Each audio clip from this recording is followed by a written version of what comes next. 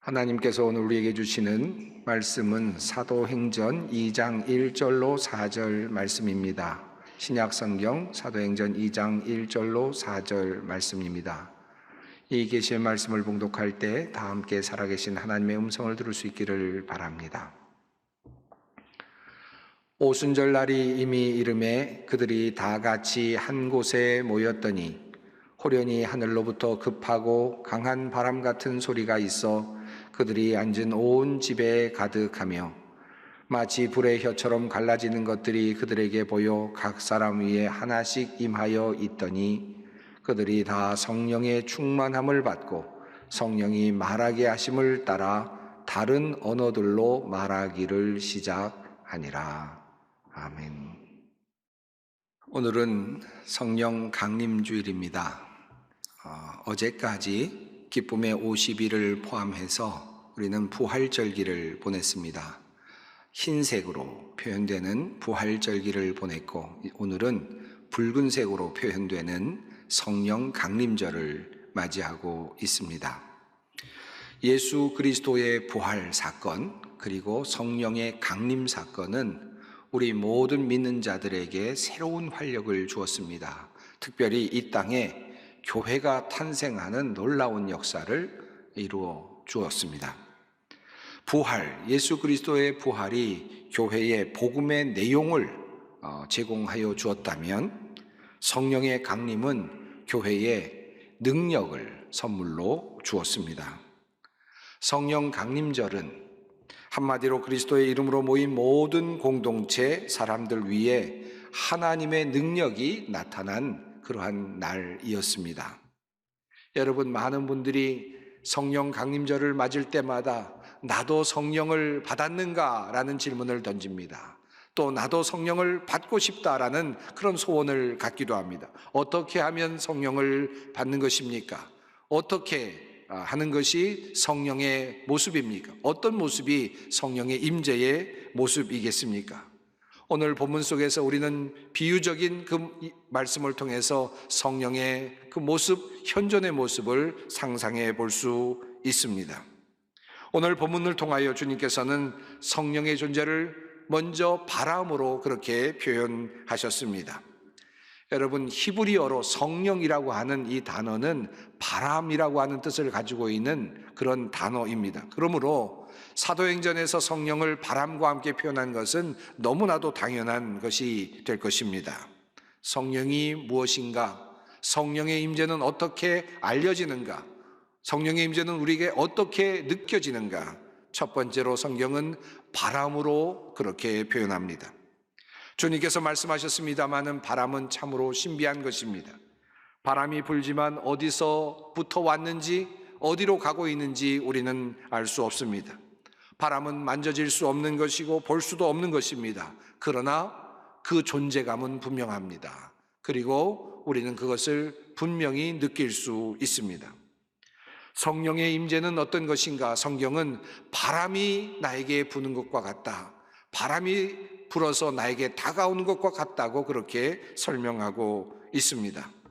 바람 소리가 들리고 그리고 바람이 붑니다. 그것이 내 피부에 다가와서 나를 만지고 있음을 느끼게 됩니다.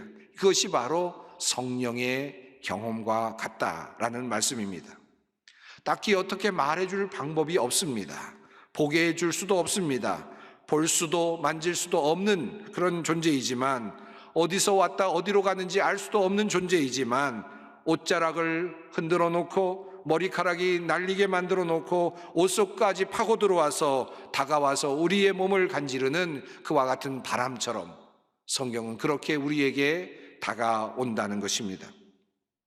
성령은 볼 수 없지만 성령의 오심은 바람에 다가오심과 같아서 성령을 경험하는 주체가 바람에 날리듯 흔들리고 있는 그 모습 속에서 성령의 존재는 드러납니다.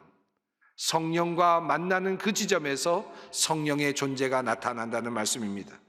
성령을 받는 그 사람을 통해서 성령은 증명됩니다. 오늘 이 성령 강림의 날에 우리 모두가 이러한 바람, 이 바람의 느낌, 흔들어 놓고 우리를 만져주고 계시는 그러한 성스러운 바람의 그 느낌을 느낄 수 있었으면 참 좋겠습니다. 때로는 이 성령의 바람은 미풍처럼 다가오기도 하고, 때로 성령의 이 바람은 폭풍처럼, 강풍처럼 우리에게 다가오기도 합니다. 그러나 그 성령님, 바람으로서의 성령님은 우리가 경험할 수 있는 하나님의 현존입니다. 바람과 관련하여서 한 가지 사실을 더 생각할 필요가 있습니다. 사실 성경이 우리에게 전하는 이 바람은 우리에게 다가와서 우리의 피부를 간지르는 그러한 우리가 느낄 수 있는 존재로서의 바람의 의미를 넘어섭니다. 에스겔 37장에 따르면 에스겔은 어느 골짜기 마른 뼈들이 가득한 곳에서 환상을 보게 됩니다. 그때 하나님은 에스겔에게 명하여서 뼈들에게 이렇게 외치라고 말씀하십니다. 생기야, 사방에서부터 와서 이 죽음을 당한 자에게 불어서 살아나게 하라. 이 말씀 중에 생기야라고 하는 이 말씀이 바로 구약에서 바람으로 그렇게 바꿀 수 있는 같은 단어입니다. 생기라는 말은 바람으로 바꿀 수 있습니다. 본문에서 생기는 바람을 말합니다. 그러므로 바람은 하나님의 숨결을 의미하고 생명의 기운을 말합니다. 단지 우리에게 와서 무엇인가 우리의 피부를 자극하는 어떤 존재가 아니라 우리에게 다가와서 우리를 살리고 우리를 깨우고 우리에게 생명력을 부여하는 그와 같은 능력, 그것이 바로 바람입니다. 하나님께서 아담을 지으시고 그 코에 생기를 불어 넣으셨다고 성경은 증언하고 있죠. 그때 그 사용된 단어 역시 바람입니다. 하나님께서 하나님의 호흡을 인간 아담에게, 흙으로 지어진 그 아담에게 불어 넣으실 때 그가 생명이 되었다고 성경은 증언하고 있습니다. 바람은 생명의 능력이요, 하나님의 호흡이요, 살리는 힘입니다. 우리 주님께서는 부활하신 후에 제자들을 향하여 큰 숨을 내쉬시면서 말씀하셨습니다. 그의 입으로 바람을 일으키시면서 부활하신 그 몸으로 새로운 바람을 일으키시면서 말씀하셨습니다. 성령을 받으라. 주님께서 분명히 말씀하셨습니다. 그러므로 바람은 생명입니다. 하나님의 생명, 하나님의 숨결, 그리고 하나님께서 불어넣어 주시는 생명의 기운입니다. 성령님이 우리와 함께 하신다라고 하는 말은 바로 이와 같은 바람을 경험하는 것입니다. 새로운 생명, 새로운 하나님의 숨결을 경험하는 것입니다. 죄로 물들었던, 죄로 죽었던 사람들이 다시 일어나고, 마른 뼈들과 같았던 희망 없는 사람들이 다시 소망을 얻어 생기를 얻어서 다시 일어나도록 하시는 것, 이것이 바로 성령께서 우리를 위해서 일하시는 방식입니다. 그래서 성경을 보면 성령 강림 이후에 제자들 역시 이 성령의 능력, 살리시는 능력, 이 능력 가운데 있었음을 성경은 우리들에게 증언합니다. 수많은 이적들이 일어났음을 성경은 우리에게 증언합니다. 베드로전서 3장에서 베드로와 요한은 성전 미문 옆에 앉아 있었던, 나면서부터 못 걷게 되었던 사람, 그 사람을 주님의 능력으로 일으켜 세웁니다.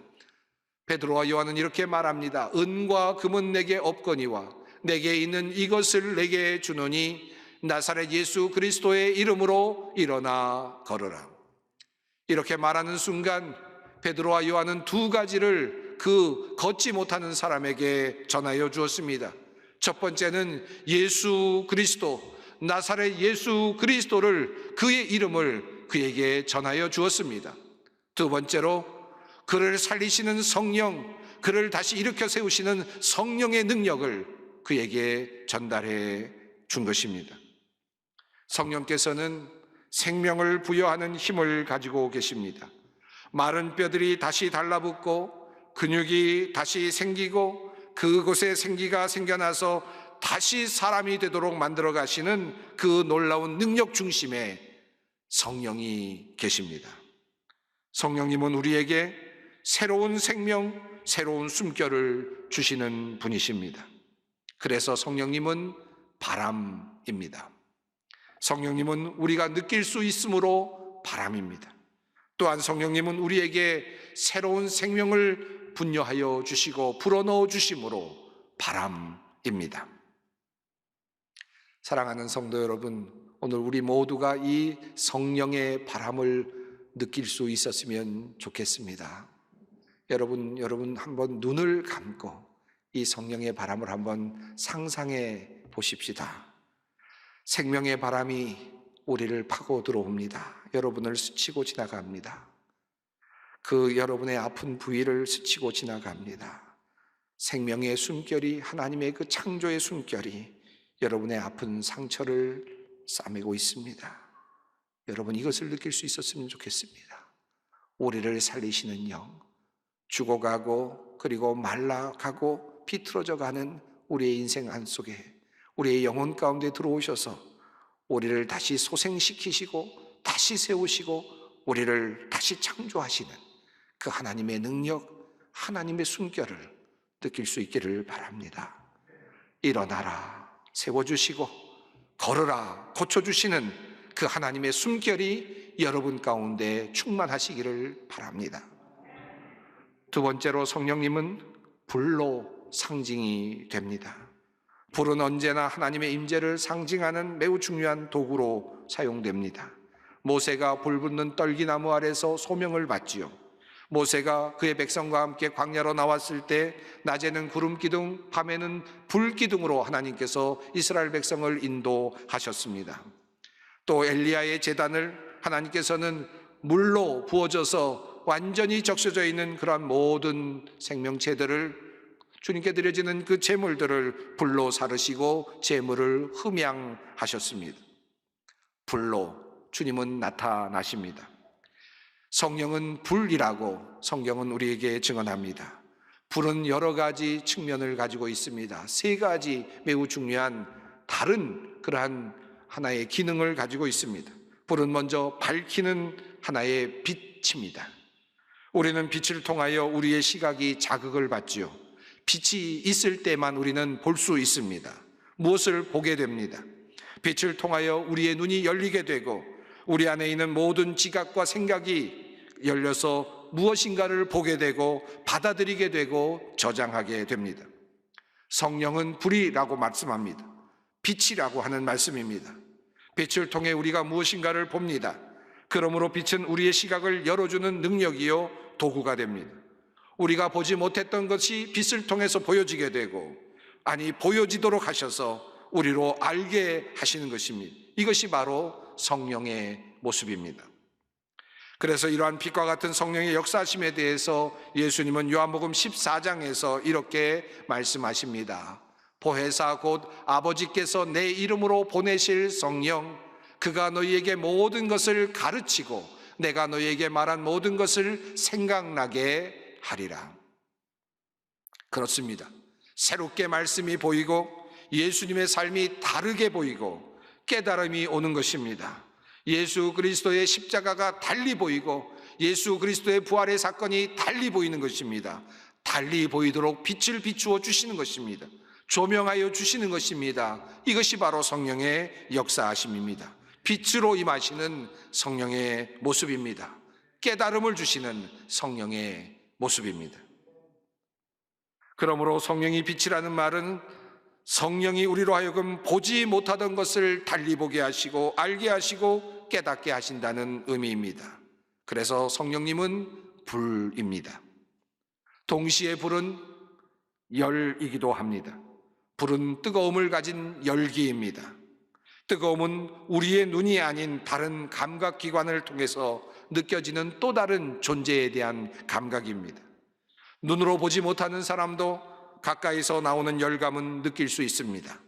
사실 우리의 온 피부가 그 열을 느끼게 됩니다.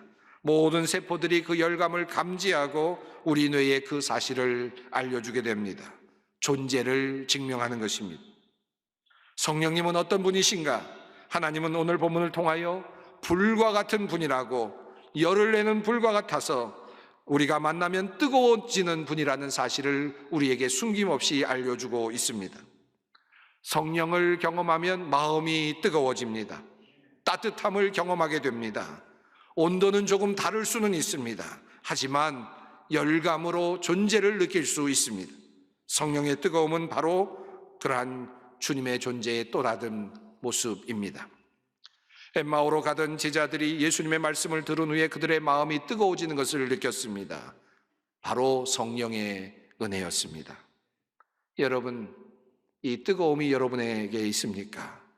감리교회의 창시자인 요한 웨슬레는 어느 작은 교회 기도회에 참석하였다가 목사님의 말씀을 듣는 중에 이상스럽게 자신의 가슴이 뜨거워지는 것을 경험합니다.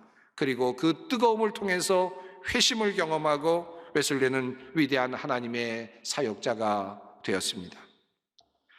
사도 바울은 디모데에게 내 속에 있는 하나님의 은사를 다시 불붙듯 하게 하라고 그렇게 권면하고 있습니다.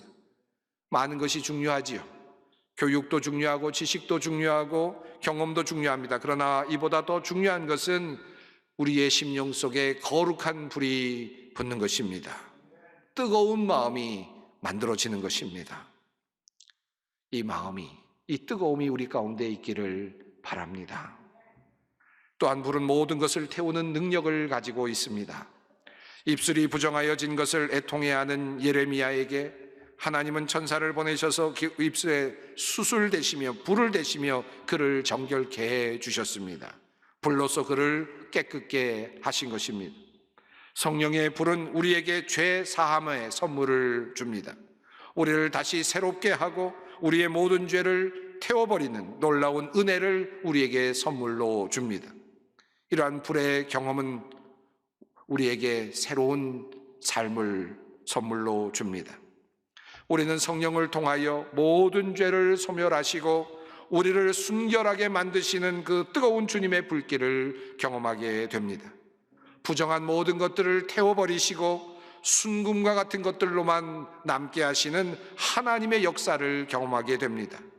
정금과 같은 모습으로 우리를 새롭게 창조하시는 그러한 성령의 역사를 경험하게 됩니다. 성령을 통하여 우리는 모든 거치장스러웠던 것들이 소멸되는 것을 보게 됩니다.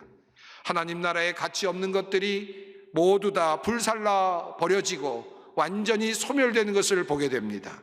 그리고 하나님 나라에서 소중한 것들, 보물과 같은 것들만 드러나게 되는 것을 우리는 경험하게 됩니다. 이것이 바로 성령의 임재입니다.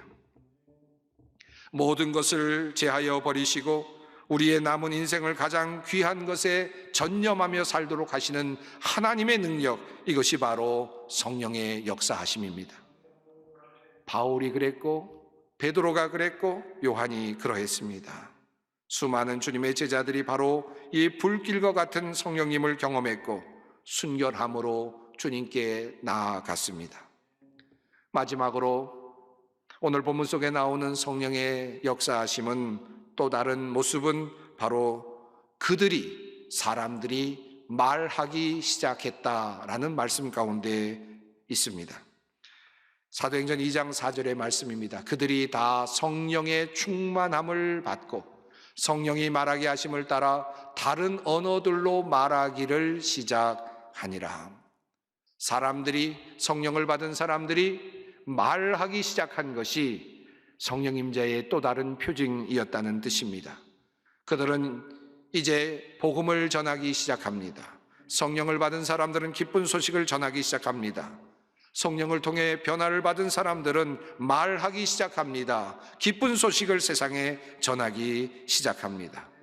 하나님께서 예수 그리스도를 이 땅에 보내주셨다는 사실을 선포하고 예수께서 그리스도가 되셨다는 사실을 선포하고 예수께서 부활하시어 우리에게 참된 소망이 되셨다는 사실을 선포합니다. 성령은 바람의 소리를 넘어서 또렷이 들리는 소리로 사람들에게 들려집니다. 말해지도록 합니다.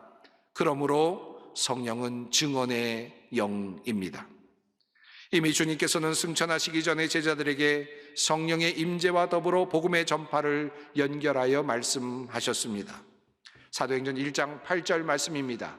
오직 성령이 너희에게 임하시면 너희가 권능을 받고 예루살렘과 온 유대와 사마리아와 땅끝까지 이르러 내 증인이 되리라 하시니라. 성령의 임재는 제자들의 삶을 바꾸었습니다. 성령 받은 사람은 인생이 바뀝니다. 복음을 전하는 자로, 전하지 않으면 안 되는 존재로 바뀝니다. 성령은 복음을 전하게 하시는 주님의 능력입니다. 사도들이 그러했고 스데반이 그러했습니다. 성령을 받고 그들은 부끄러움 없이 두려움 없이 세상으로 뛰어나갔고 복음을 증거하는 자가 되었습니다. 이것이 바로 성령님께서 우리를 통해 하시는 일입니다. 자, 이제 성령님께서 우리에게 하시는 일들을 정리해 보겠습니다. 우리 성령님께서 우리를 위해 무슨 일을 하십니까? 그분은 바람입니다. 생명의 바람입니다. 마른 뼈를 생명체로 만드시는 하나님의 호흡입니다. 그분은 불입니다. 뜨거우면서도 밝히 비추시는 불입니다. 우리의 죄악과 허물을 태우셔서 정결케 하시는 하나님의 능력입니다. 그분은 우리가 누구인지를 밝히 알게 하여 주시는 분이십니다. 그분은 우리의 눈을 열어주셔서 보게 하시는 분이십니다. 그래서 기쁨으로 복음을 전하게 하시는 분이십니다. 우리는 그분의 임재를 알 수 있습니다. 아니, 알아야 합니다. 그분은 바람과 같아서 성령께서 임하실 때 사람들은 알 수 있습니다. 어디서 오고 가는지는 알 수 없지만 그분이 느껴집니다. 그분은 불입니다. 우리의 마음에 뜨거움을 주시는 분이십니다. 뜨거운 마음으로 주님을 섬기게 하시는 분이십니다. 그러면 여러분에게 묻고 싶습니다. 여러분, 이 성령 받으셨습니까? 여러분 성령 가운데서 뜨거움을 경험하며 그의 임재를 느끼십니까? 그분께서 우리 안에 창조하시는 새로운 창조의 능력을 경험하십니까? 우리의 죄를 용서하시고 정결케 하시고 그래서 죄 사함의 용서를 주시고 우리를 평안으로 이끄시는 그러한 성령의 역사를 경험하고 계십니까? 만약에 우리 가운데 이러한 삶이 없다면 우리는 어떻게 해야 하겠습니까? 이 성령 강림 주일과 같은 이 절기에 성령의 존재를 들은 우리들이 무엇을 해야 하겠습니까? 어떻게 하면 성령의 임재를 경험할 수 있으며 그분의 능력 가운데 있게 되는 것입니까? 한 가지를 꼭 생각하시기 바랍니다. 예수님께서 이 땅에 오셨다가 승천하신 후에 보혜사 성령을 보내주시기로 약속하신 후에 그리고 오순절 다락방에서 성령의 역사가 드러난 이후에 이 땅에는 성령께서 이미 임재하셨고 활동하고 계신다는 사실입니다. 이것은 상수입니다. 변함이 없는 일입니다. 단지 변수가 있다면 그 안에서 성령을 받지 못하는 우리들이 있을 뿐입니다. 누가복음 11장에 보면 예수님께서는 자신의 기도를 가르쳐 주시면서 기도하는 자세에 대해서 설명하십니다. 10절에서 주님은 이렇게 말씀하셨습니다. 구하는 이마다 받을 것이요 찾는 이는 찾아낼 것이요 두드리는 이에게는 열릴 것이니라. 그리고 이어서 13절에서 주님은 말씀하십니다.